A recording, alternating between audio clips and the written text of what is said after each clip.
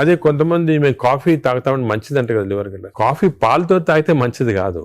Black coffee 2 cups every day. 2 cups every day is very good for fatty liver. అదే విధంగా you take ginger and turmeric tea, అంటే hot water లో ginger గానీ turmeric వేసుకొని తాగితే that also is very good liver మాట. అది కూడా చాలా మంది రియలైజ్ చేయరు.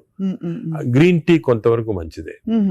ఇటువంటి సబ్స్టెన్స్ ఆర్ గుడ్. వేరే ఆల్రెడీ ఫ్యాటీ లివర్ ఉన్న వాళ్ళకి ఆల్కహాల్ కొంచెం క్వాంటిటీ తీస్తే కూడా మంచిది కాదు. చాలా మంది రెడ్ వైన్ మేము తాగుతాం సార్ హార్ట్ కి మంచిది అంటారు. రెడ్ వైన్ వల్ల లివర్ చెడిపోతుంది. ఆ లివర్ వల్ల హార్ట్ కి మంచిది కాదు. నీకు రెడ్ వైన్ తోటి బెనిఫిట్ రావాలంటే నిజంగా హార్ట్ కి you have to drink 5 liters of red wine every day. 5 liters అంటే యాంటీ ఆక్సిడెంట్ దాంట్లో ఉంటుంది అన్నమాట. ఆ యాంటీ ఆక్సిడెంట్ క్వాంటిటీ మీకు బెనిఫిట్ రావాలంటే 5 liters. దాని వల్ల anti oxidant available as tablet. You can buy the tablet and take 5 liters. ఒక ఎగ్జాంపుల్ ఒక రీజన్ వచ్చేసింది మాట red wine. Sir snake wine అని ఇప్పుడు వస్తుంది చైనాలో. అవునవును. ఆ స్నేక్స్ వేసేసి అదేదో లాంగివిటీ పెరుగుతుంది అది అంటారు కానీ అదంతా కూడా సబ్స్టాన్షియేటెడ్ కాదు. No scientific evidence for that. అది is more of a folklore అంటారు అలాగమాట. సో అయితే మరి ఈ fructose is one of the biggest culprit fructose. ఇప్పుడు refined oil, fried foods, maida, వీటన్నిటి డిబేట్ జరుగుతుంది కదా. ఇవన్నీ డిబేట్ ఏం లేదు, దే ఆర్ ఆల్ కాజింగ్. ఇప్పుడు ఆయిల్స్ లో కూడా they 2 types of oils, saturated oils, unsaturated, poly unsaturated oils మంచిది. ఎగ్జాంపుల్ ఏమంటే olive oil. But olive oil మనం కుకింగ్ ఎక్కువ యూజ్ చేయలేము. అవునవును.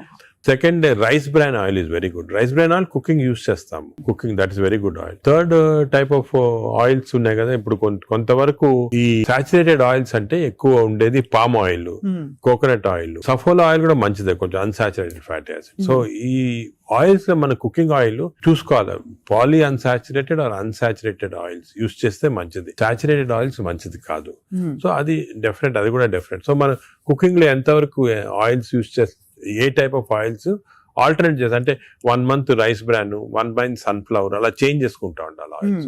అది చాలా ఇంపార్టెంట్. మీరు చెప్తున్న దాన్ని బట్టి దాదాపు fried foods completely ban. Fried foods definite గా బ్యాన్. ఫ్రైడ్ ఫుడ్స్ లో ఏమంటే ఆయిల్ ఒకటి, ఇంకోటి మనం ఫ్రై చేసినప్పుడు ఆయిల్ బికమ్స్ హైడ్రోజనేటెడ్ ఆయిల్ అనేది చాలా డేంజరస్ మన బాడీకి. ఫ్రై చేసినప్పుడు అయిపోతుంది, అయినప్పుడు బాడీకి ఇట్స్ నాట్ ఆల్ గుడ్.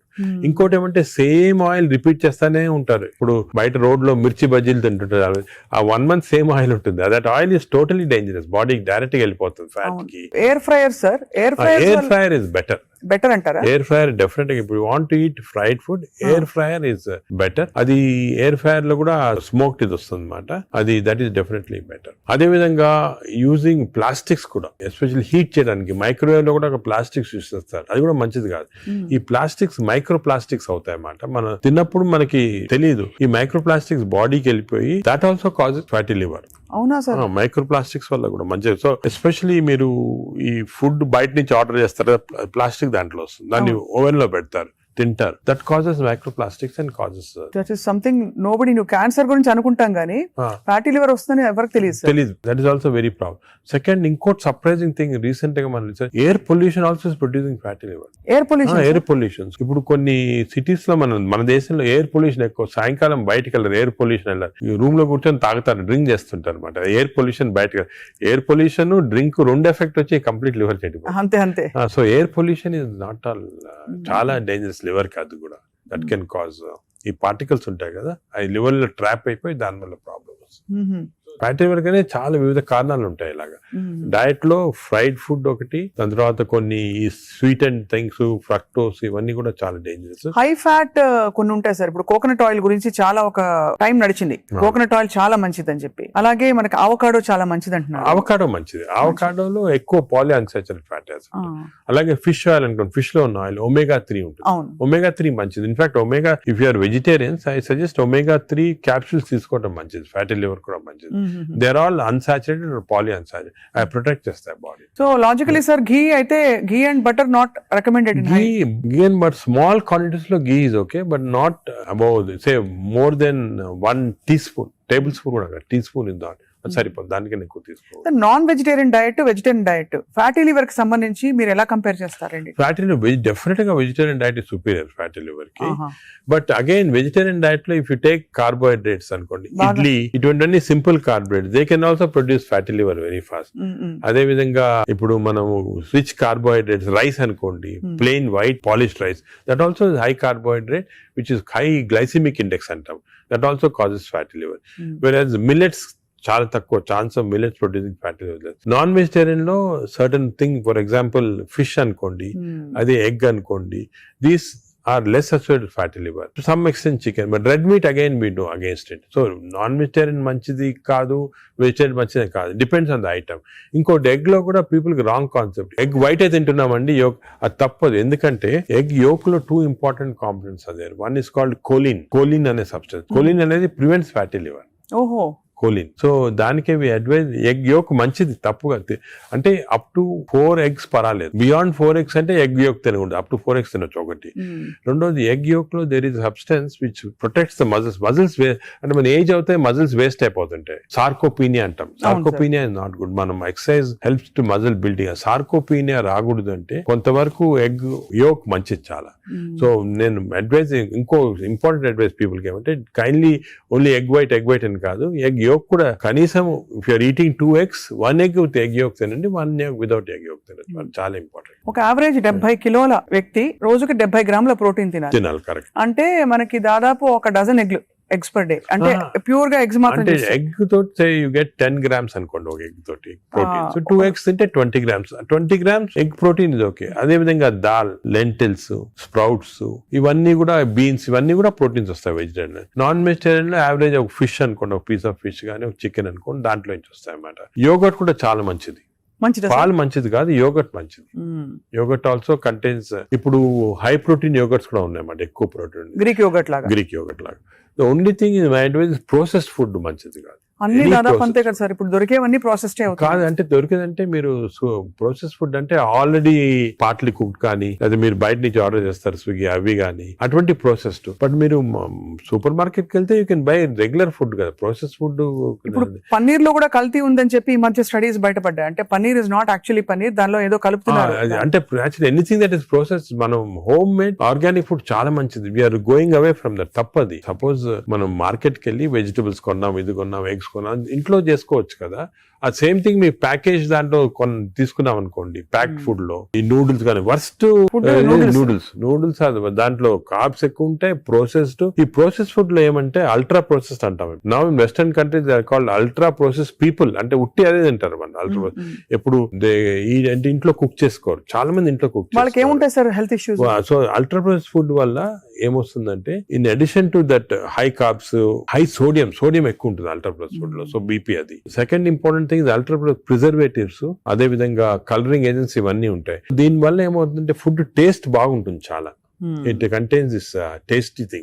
ఈ టేస్ట్ వల్ల once you tend to eat more, number 1. Number 2, ఈ ప్రాసెస్ ఫుడ్ వల్ల గట్ మైక్రోబయామ్ అన్ని చెడిపోయి బ్యాడ్ మైక్రోబయామ్ వచ్చి అది లివర్ కి ఎఫెక్ట్ అవుతుంది. ఈ మైక్రోబయామ్, ఇంకో విషయము, microbiome produces alcohol in the intestines. Bad microbiome మనం డ్రింక్ చేయాల్సిన అవసరం లేదు. ఈ బ్యాడ్ మైక్రోబయామ్ మనం కాన్స్టెంట్ గా ఆల్కహాల్ ప్రొడ్యూస్ చేసి ఆ ఆల్కహాల్ డైరెక్ట్ గా లివర్ కి వెళ్ళిపోతుంది. మనం డ్రింక్ చేయకుండా మనకి ఆల్కహాలిక్ లివర్ డిసీజ్, దాని ఎఫెక్ట్ మనకేం తెలియదు కానీ డైరెక్ట్ గా ఇంటెస్టైన్ నుంచి లివర్ కి వెళ్ళిపోతుంది. లివర్ ని స్మాల్ క్వాంటిటీ 10 ml వచ్చినా కూడా లివర్ డ్యామేజ్ అవుతా ఉంటుంది కదా. ఈ ప్రాసెస్ ఫుడ్ వల్ల అది ప్రాబ్లం. సో ప్రాసెస్ ఫుడ్స్ అయితే ఇంకా కామన్ గా అసలు ఐఎమ్ టోటలీ అగైన్స్. ఇన్ఫాక్ట్ మనం పిల్లలకి అన్ఫార్చునేట్లీ అలవాటు అయిపోతుంది. కుకీస్, నూడిల్స్, బర్గర్స్, ఇవన్నీ కూడా అలవాటు అయిపోయి, చిప్స్ ఆల్సో వెరీ బ్యాడ్. ఇంత అడ్వర్టైజ్మెంట్స్ చూస్తుంటాం. చిల్డ్రన్ కి అలవాటు అయిపోయి మేము దానికి చిల్డ్రన్ లో we're now seeing very high incidence of fatty liver disease. Because పిల్లల్లో 20-30%, 40% డెఫినెట్ చిల్డ్రన్ లో ఫ్యాటీ లివర్ డిసీజ్ వస్తుంది. అక్కడి నుంచే స్టార్ట్ అయిపోతా ఉంది. It is going to become more and more danger. సొసైటీకి స్కూల్స్ లో కూడా అవేర్నెస్ ప్రోగ్రామ్స్ పెట్టాలి. స్కూల్స్ ఎగ్జాక్ట్లీ మీరు చెప్పిన, నేను I'm making a plea, government కానీ స్కూల్స్ లో అవేర్నెస్ ప్రోగ్రామ్. మనకి అంతా కూడా మన food habits has to come from school stage. Schools లోనే వీళ్ళకి ఈ టీచింగ్ పెడితే children are very intelligent, they will observe what we say.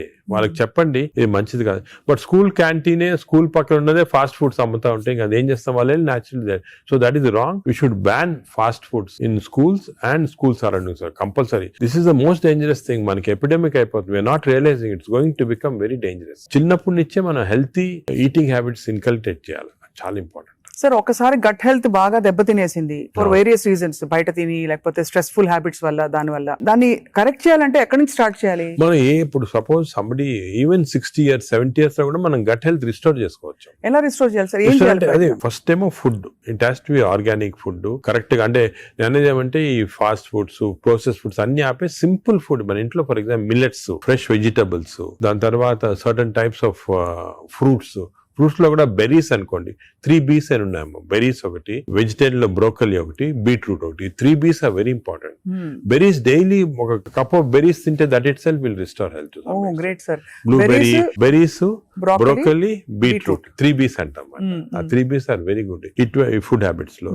Yoghurt, మంచి యోగట్ తింటాం, హెల్తీ యోగట్ తింటాం. దాని తర్వాత నట్స్ లో కూడా అన్ని నట్స్ మంచిది కాదు. అది నట్స్ లో బెస్ట్ ఈజ్ వాల్నట్స్.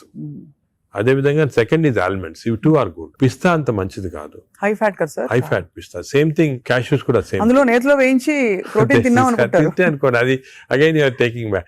సో అవి ఫ్రైడ్ క్యాష్యూస్ అవన్నీ కూడా అవాయిడ్ చేయాల్సింది. ఇలాగా హెల్తీ ఫుడ్ తోటి we can make lot of difference. Plus non vegetarian లో fish is very good. Fish తినే వాళ్ళకి ఫిష్ మంచిది. ఫిష్ కూడా అన్ఫార్చునేట్లీ ఈ మధ్యన కొంచెం ప్లాస్టిక్స్ వచ్చేస్తున్నాయి ఫిష్ లో. ఈ సీ లో ప్లాస్టిక్స్ వేసి రివర్స్ లో వాళ్ళకి మైక్రో ప్లాస్టిక్స్.